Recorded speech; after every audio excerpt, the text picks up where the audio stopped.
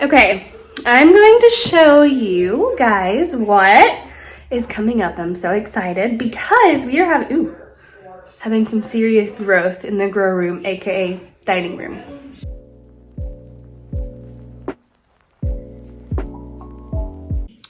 We have some orange carnations that are starting to come up. I have some yarrow, my calendula, and what else was that? Calendula and something. Oh, and then I have some bachelor buttons coming up, which is exciting. And then my oregano is looking good. My lettuce is looking good. And I think that's all. Oh, bachelor buttons. This is my calendula. These are my bachelor buttons. But so far, we're getting some good germination happening. I'm excited. My lettuces.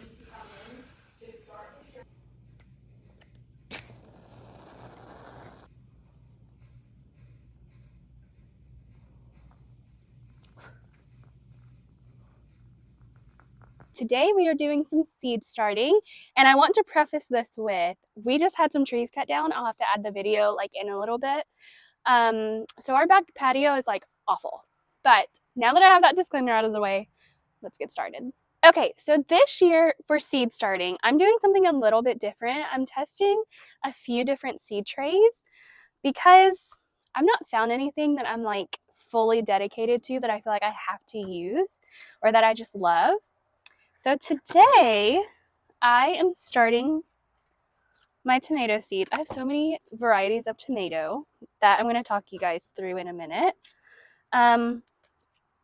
But I have quite a few tomato seeds that I'm starting today, and I'm actually a little bit behind, so I'm trying to like kind of rush to get those filled.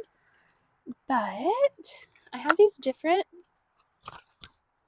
molds that I'm really excited to try. I have these silicone molds I got from So True Seeds. I got them in 2 colors. And they're like silicone. They're definitely floppy, but I think once I get my soil in here, they're gonna really weigh down. I like that they're flexible. I like that I can throw them in the dishwasher at the end of the season or at the end of planting and not have to worry about washing them. And I do think that getting them out is going to be kind of easier in this because I can just kind of maneuver it out.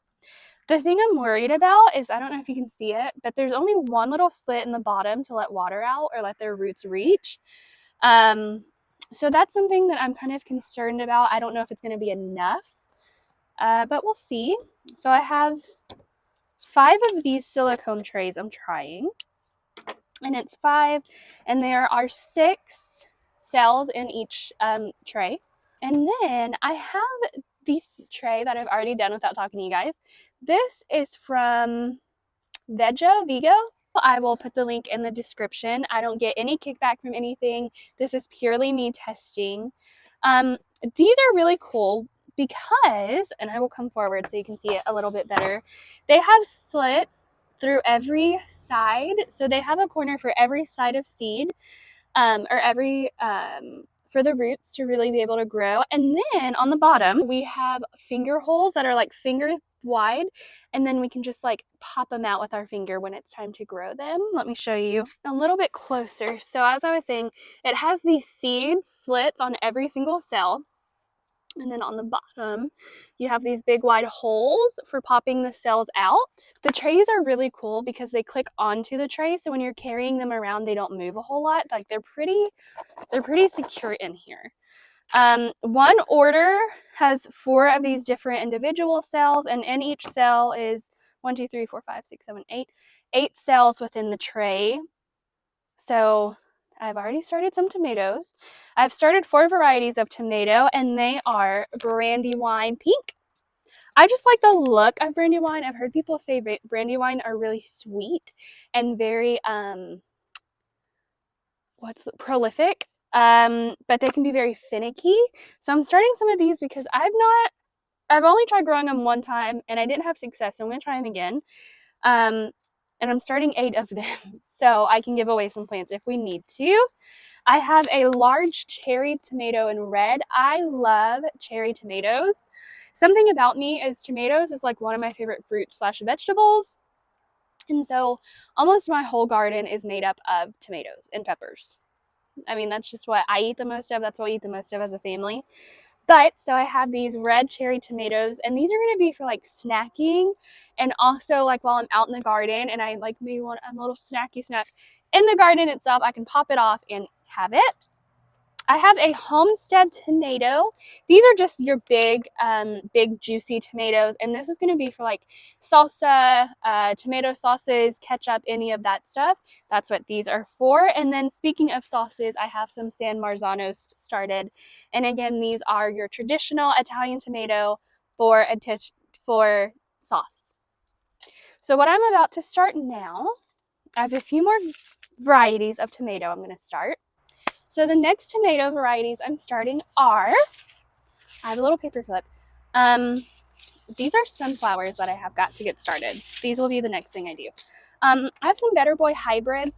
I really grew these for the nostalgia of the tomato because this is what my dad grew up growing with his dad, and so on and so forth. So I do try to grow some Better Boys just because of sentimental reasons, and they're pretty prolific and they're pretty yummy. So that's a sentimental one. I have some seeds from my gardener here. One is a vintage wine tomato. I've never grown this one before, but I love the striping on it, and I think it's so pretty. It says it is a 1980s heirloom, fairly new to the stage, and this is a brandy wine variety. It says it's sweet and mild in taste, and it is multi-purpose. So I'm excited to have these just for the look alone. Then I also have this other one from In My Gardener, and it's called Hartman's Yellow Gooseberry Tomato. I don't know. I think I did grow some of these last year. These are an 1800s heirloom product. It says they are very prolific, and they are sweet and tangy and perfect for eating and adding to salsa. So those are my two In My Gardener varieties that I still want to start. I have some yellow pear, and this is from Heirloom Seeds. I don't remember where I got it. It's from Gardener Basics. So it's, this Gardener Basics is a pretty well-known seed company. Very easy to access. If you are starting a garden and don't know where to start, this is a good one to start with. I love cherry tomatoes. As you can see, this is my third cherry tomato variety. They're just great for snacking, eating, salads, all the things. I have a tomatillo as well that I have for salsa verde, for salsa, for enchilada sauces, all of those things. I have my tomatillos. And then finally, the last tomato that I'm going to be starting this is from Pine Tree Garden Seeds. This is a new seed company to me. I've heard some really great things about them, but I have not tried them personally. And this is the tomato. It's the Amish paste tomato, which again is a really prolific, really big tomato, and it's good for canning. So all the sauces, all the condiments, hot sauce. I do plan on growing enough to do hot sauce this year.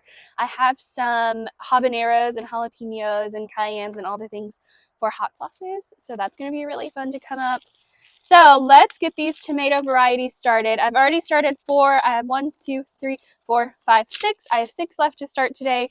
4, 5, 6, 7, 8, 9, 10.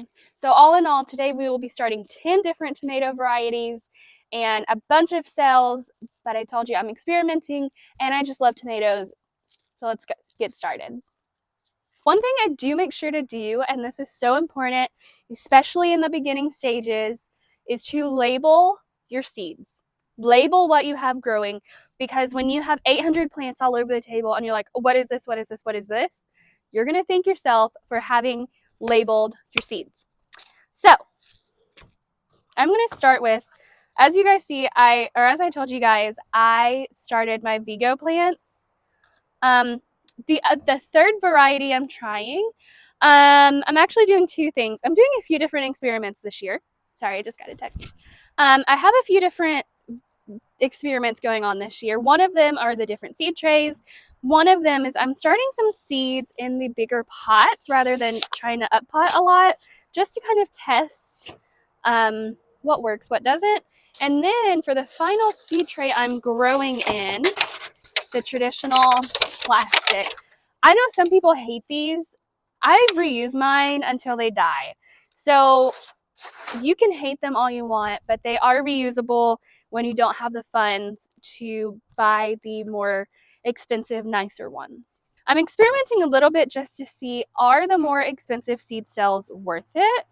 And why or why not? I'm also starting, I have so many garden experiments going on this year, you guys.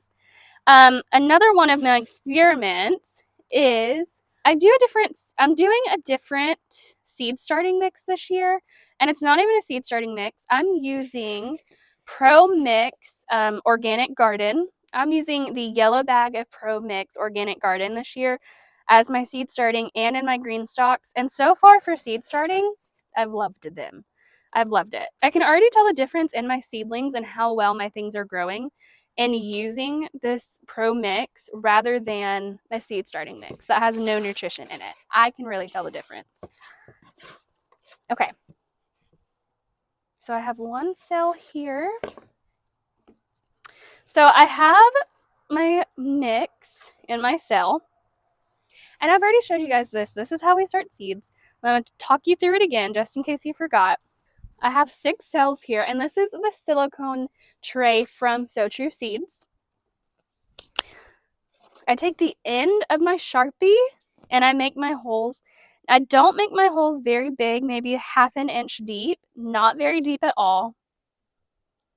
Because when your little seedlings come up and they have to like search for the light, they're going to be really stretched out and leggy, and we don't want that.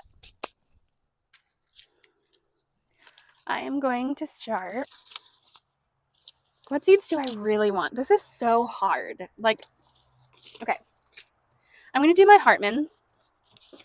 And then I just have these little popsicle sticks. They're cheap for a pack of 300. And that's what I use for all of my labeling. Where'd my Sharpie go? That's what I use all of my labeling. So I'm doing yellow goose. And I just put it in the corner of one of my trays. And then, because seeds, especially if you save them, like if you buy them at the end of the season or you've been holding on to seeds, I always put about 2 seeds per tray or per cell in case one doesn't germinate. You have extra that might, or if they do germinate, then you have extra plants.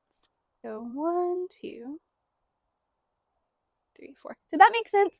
So I always put 1 to 2 seeds per a cell. In case one doesn't germinate, you have a backup, and if they both germinate, when they have a good root system, you can separate them and you have 2 plants instead of the 1. It just gives you backups. Gardening is all about having backup plans. 2, 4, 2, 4, 6, 8, 10, 12, 14, 16, 18, 20. On the package, it said there were only approximately 10 seeds in it, but there's 20, so that's exciting. And then we just cover it back up with this soil that we moved. We press it in a little bit to make sure everything is covered and the seeds are covered by soil. And we move on to the next one. Editing me popping in to show you all of the seeds we just started. For you, it was a few minutes ago. For me, it was a few weeks ago. And so now I'm going to show you what these tomato plants have done over the last few weeks. I have 1, 2, 3, about 3.5 trays of tomatoes. It's a lot. But I just wanted to pop on and say thank you for joining me on this seed starting day. I have a lot more videos coming up. I know I've been on a little bit of a hiatus. It's been a busy season. I'll catch you in the next one. If you have stayed till the end of this, leave me your favorite tomato variety that you've started, will start, or would like to start. Staven says hello.